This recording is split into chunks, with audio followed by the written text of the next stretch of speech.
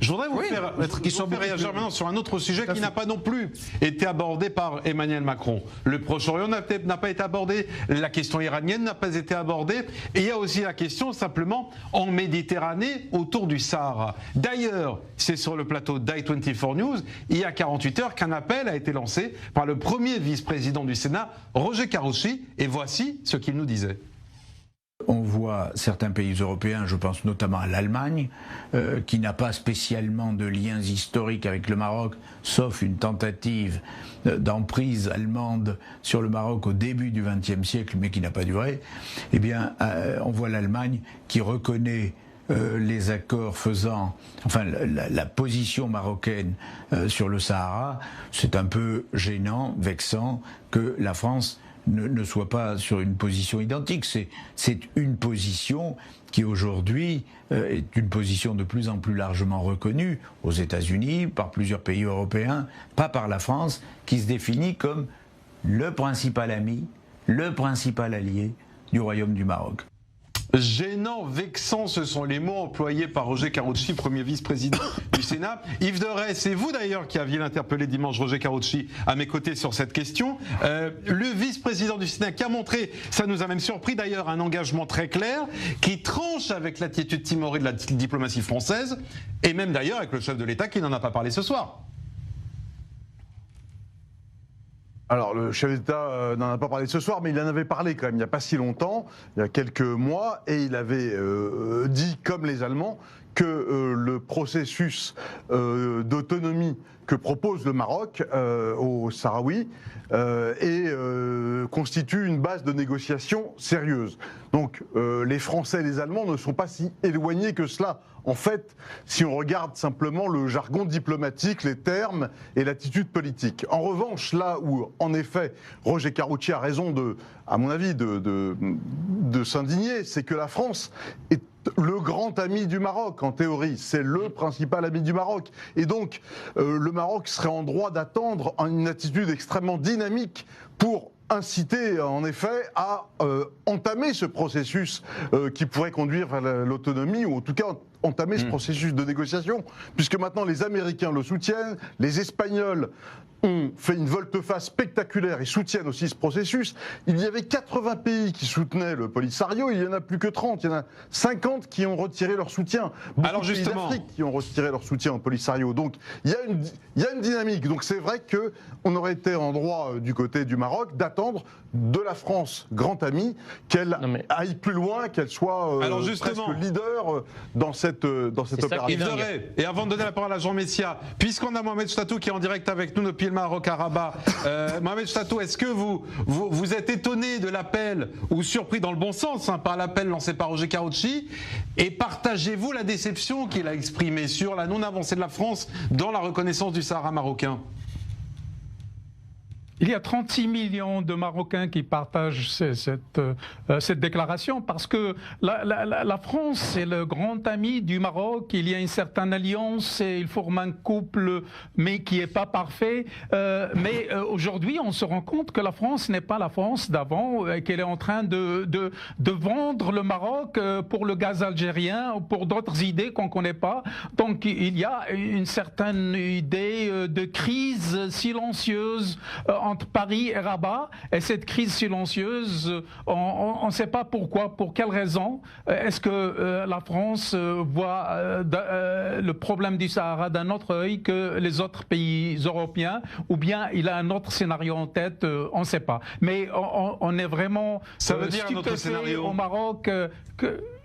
Je ne sais pas, moi, le scénario du Polisario, le scénario de l'Algérie, qui veulent un pays de 40 000 Polisariens dans le Sahara, alors que 200 000 de ces gens-là, des Sahraouis, sont au Maroc et que le Maroc a dépensé des milliards pour le développement du Sahara. On voit aujourd'hui les grandes villes du Sahara, les métropoles sahariennes, il y a beaucoup de travail qui a été fait. Donc, pour la majorité, on ne sait pas ce qui se passe entre le Maroc et la France et que que la France, il y a une déception énorme au Maroc. Alors je voudrais d'ailleurs vous montrer, parce qu'on vous a posé aujourd'hui la question sur Twitter et sur Instagram, et je vous remercie, vous avez été extrêmement nombreux à répondre à notre question du jour. La France doit-elle reconnaître la souveraineté du Maroc sur le Sahara? Et à une écrasante majorité, à 90%, vous nous répondez oui. Il nous reste 3 minutes, donc je vous donne 1 minute chacun pour vous me donner votre analyse. Jean Messia, est-ce que c'est l'heure pour la France de passer le pas également? Oui, rapidement, moi je suis étonné, si vous voulez, que l'Allemagne ait reconnu comme ça, je dirais, la souveraineté marocaine sur le Sahara sans consulter la France. On eût imaginé qu'Emmanuel Macron, avant d'avoir un geste pareil, aurait demandé l'autorisation à l'Allemagne. Donc on voit bien qu'en matière de relations internationales, l'Allemagne reste l'Allemagne pendant que la France joue l'Europe. Bon, ça c'est la première chose. La deuxième chose, c'est que cette question en fait du Sahara et du Polisario, c'est une invention algérienne en réalité. Ce qui est d'ailleurs assez culotté de la part d'un pays, l'Algérie, qui a hérité d'un territoire immense à la faveur de la colonisation, sur lequel il a des droits, et notamment des droits énergétiques, puisque ces territoires sont très riches.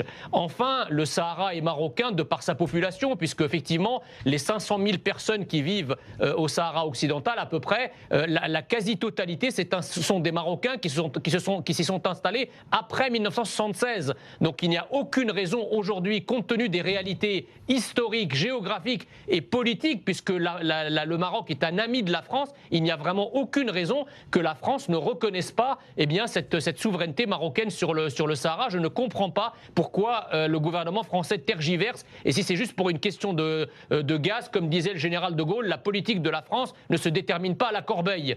Alors, vous partagez l'analyse de Mohamed Chtatou. Amir Badran.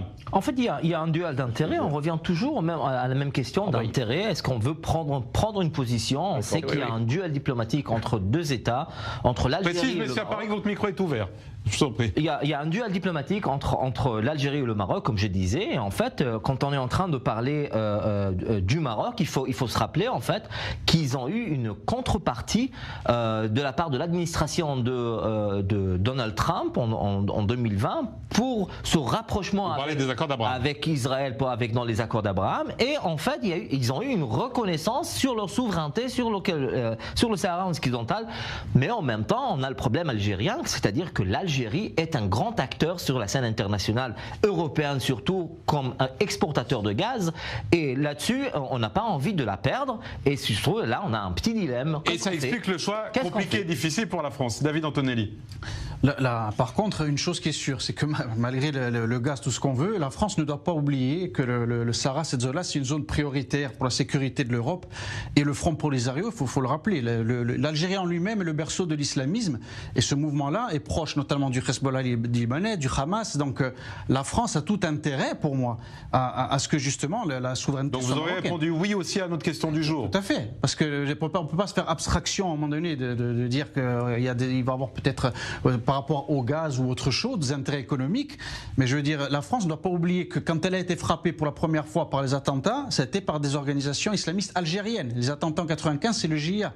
Et aujourd'hui, si on laisse développer le Front Polisario avec tout ce qui peut émerger de cela, la France sera peut-être l'un des premiers pays en Europe à être touchée. Donc c'est dans l'intérêt aussi pour la sécuritaire, France. Oui, je pense.